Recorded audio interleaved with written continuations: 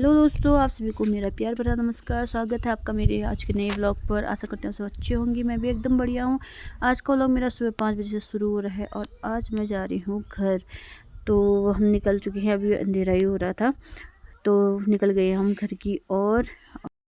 तो यहाँ मौसम हो रहा था बारिश का और ठंड भी हो रही थी। पहाड़ों में तो ठंडा हुई रही है वैसे भी आजकल। तो रास्ते में बारिश शुरू हो ही गई थी और हम यहाँ से चले गए हैं। पहुँचने वाले हैं हम कैंची धाम। कैंची धाम तो सभी जानते होंगे, बहुत अच्छा मंदिर है। तो आ चुका है कैंची धाम और यहाँ पे जाम लगा हुआ था। कम लगा था क्योंकि हम जल्दी निकल गए थे घर से, तो हम यहाँ 6:30 बजे पहुँच गए थे। लेकिन लोगों की भीड़ बहुत थी, बहुत लंबी लाइन लगी हुई थी। और यहाँ पे प्रसाद के लिए भी दुकानों में लाइन लगी हुई थी, पूरी लंबी लाइन थी। यहाँ कैंची धाम मंदिर बहुत प्रसिद्ध है, तो यहाँ सैटरडे संडे हमेशा बहुत ज़्यादा भीड़ लगी रहती है। यहाँ पर दुकानें भी बहुत अच्छे हैं, अच्छा सामान दिख रहा था यहाँ पे, पर हम रुक नहीं सकते थे क्योंकि यहाँ पे जाम लग जाता है और लोगों की भीड़ को इस तरह से हो रखी है। पूरी लंबी लाइन लगी हुई है दोनों साइड से, इस साइड से भी उस साइड से भी।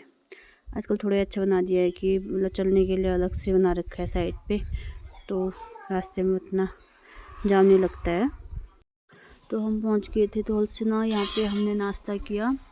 तो मौसम बहुत ठंडा हो रहा था, यहाँ पे बिल्कुल बादल छा रखे थे और बारिश भी हुई थी, तो रुकी हुई थी बारिश।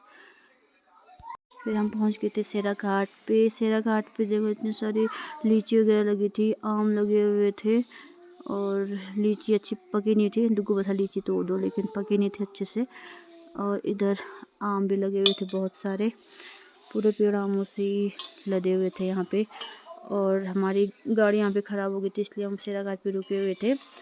तो थोड़ी देर में गाड़ी भी ठीक हो गई थी, फिर हम चल दिए थे घर की ओर। मौसम बहुत अच्छा हो रहा था, लेकिन ठंडा भी लग रहा था।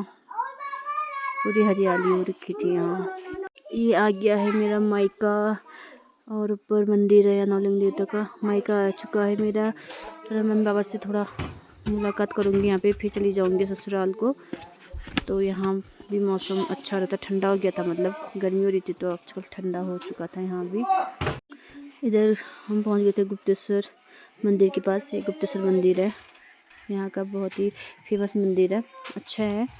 तो उनको दिखाऊंगी मंदिर। यहाँ से रोड से तो थोड़ा सा ही दिखता है।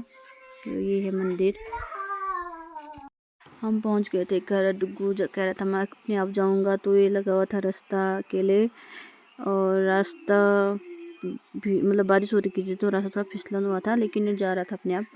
तो ताई से मिल गया यहाँ पे। ताई से मिलने के बाद ये अम्मा से मिल गया था और अम्मा को भी ये पहचान लिया था तुरंत ही। उसके बाद हम चले गए फिर से सामान लेने के लिए।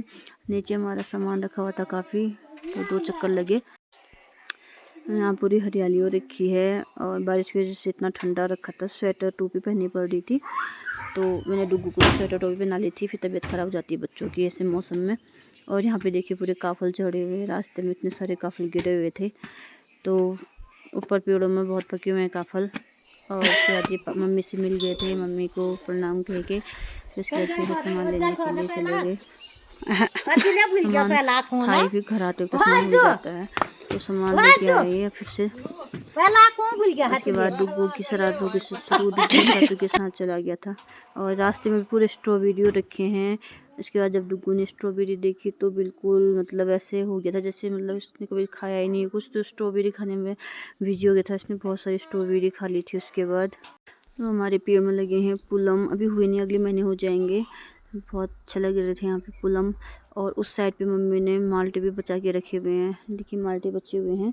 तो आज का व्लॉग यहीं पर समाप्त करती हूँ। साफ़ सफाई करनी है बहुत, तो शेयर करें मेरी वीडियो को, अच्छी लगे तो बाय।